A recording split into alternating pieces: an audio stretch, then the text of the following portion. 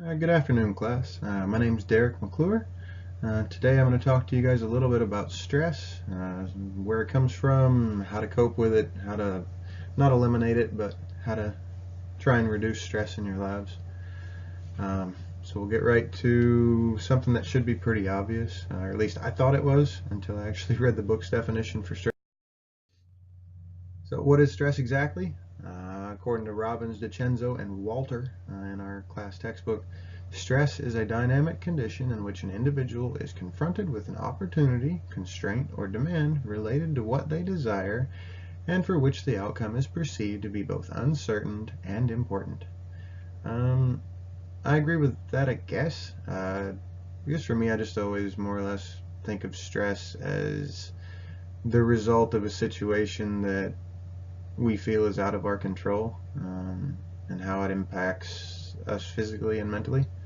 Yeah, I mean, we all pretty much know what stress is, I suppose. So some causes of stress. Again, this is kind of common sense too. I mean, work, getting to work on time, getting the work done while you're there, having to deal with people griping at you all day long. And then, of course, that runs into money. Um, Whether we've got, you know, not enough, or maybe you're one of the lucky ones and you've got so much money you don't know what to do with it and that stresses you out. If that's the case, send me an email, I'll help you with that. um, or maybe your spouse or your significant other, just all the things that go with our relationships, and that rolls into sex. Not enough, again, maybe too much. um, our kids, that's one of the big ones for me. I got a 16-year-old son and a 3-year-old daughter, so they constantly stress me out for various reasons, but I love them. Just people in life in general. I mean, life's hard, and everything about it stresses us out at some point. Um, then you got school and things like this, which I'm sure a lot of people are not professional public speakers. I know I'm not, but this kind of stuff does stress me out somewhat. Not so much for this one because I'm not in front of a class, but um, we'll just run through the rest. Family life, and everything that involves. Losing family members is tough, and stressful for sure. Guilt over all sorts of things, health problems of us and our loved ones. I put down keeping up with the Joneses. I just more or less mean that we compare ourselves to everybody and we're constantly judging ourselves. And that creates stress.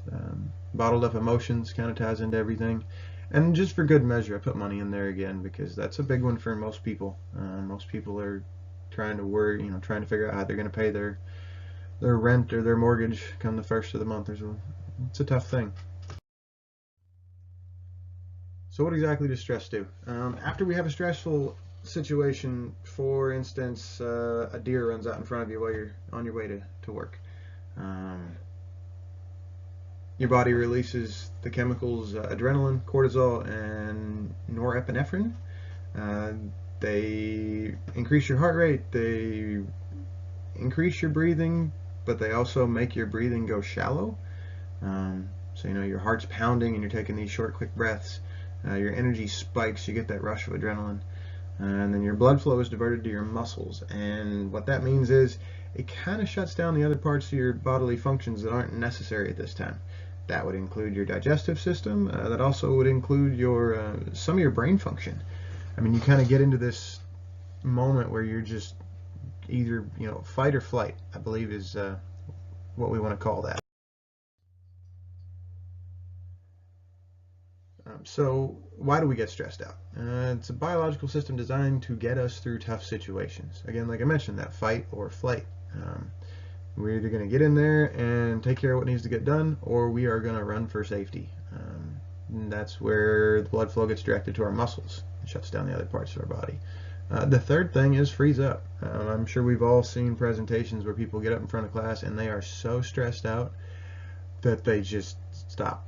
They don't, they blink and they just don't know what to do. And that's where hopefully you get somebody that throws you a lifeline.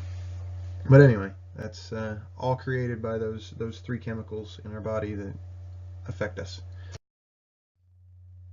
Some benefits of stress. This is the part a lot of people don't really think about, but it sharpens your senses. After that deer runs out in front of you, for the next few minutes, you are more alert than ever.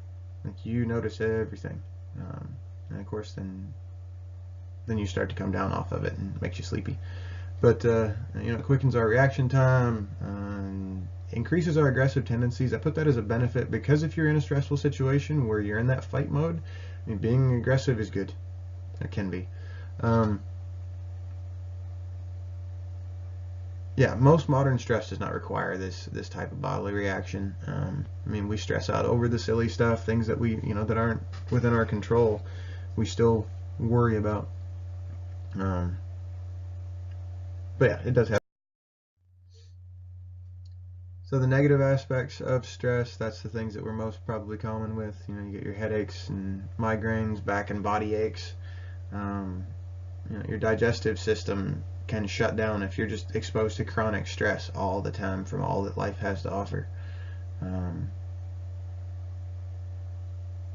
That'll result in heart problems and depression, and you're irritable and you have a temper, and it's really, really not good for us.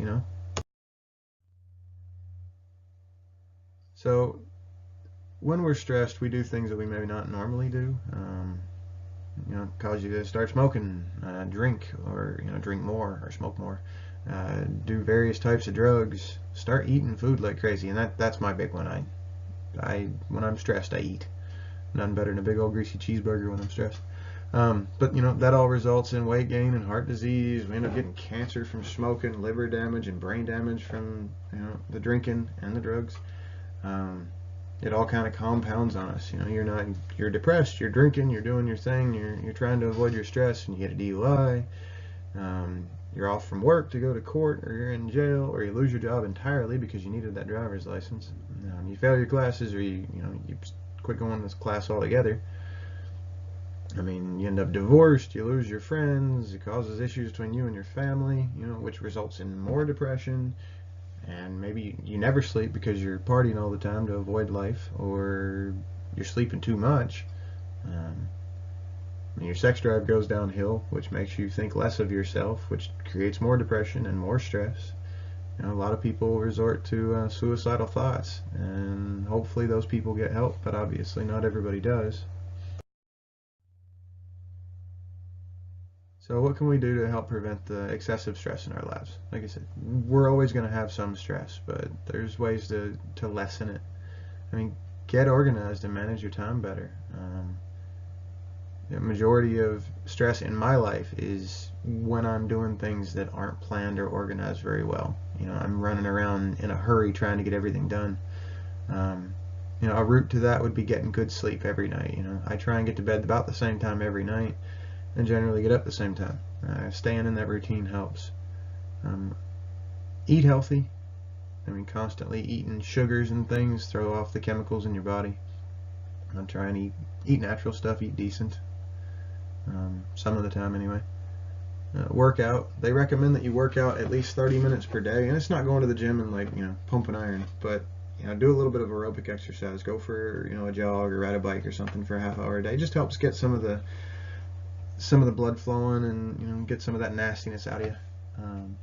Learn when to say no to people. This is something that I know a lot of people have a hard time with because they want to make everybody happy all the time. Sometimes you just got to tell people no. I mean, it's not always easy, but when you take on more than you can do, and you know it, but you do it anyway, it ends up making you worse in the long run. Sometimes it's just easier to say no. That is not a priority right now. Not for me. I'm sorry, and move on. And then unplugging from the world. Put your phone down, close your computer, and talk to people. I mean, it may sound silly. A lot of you guys have probably just always had phones, always had computers. I'm a little older. I didn't grow up in that world as much, but that helps you connect with people and talk about your feelings rather than just putting it out there on the internet and hoping somebody's paying attention to you.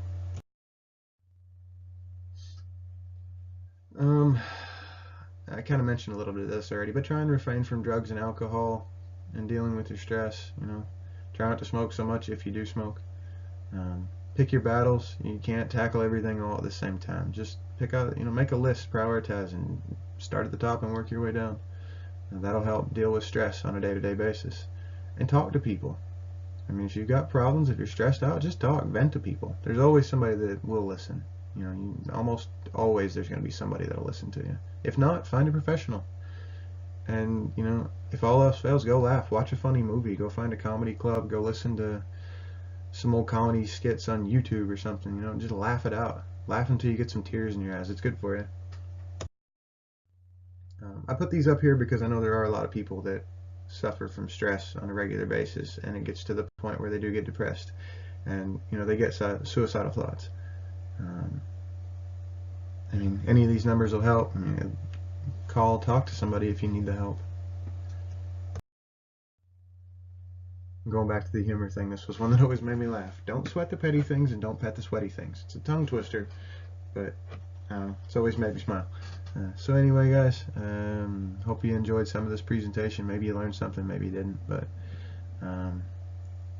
if anybody ever needs help, my name is Derek McClure. Look me up on Facebook, and I'll be more than happy to talk. You guys have a good day. Thanks.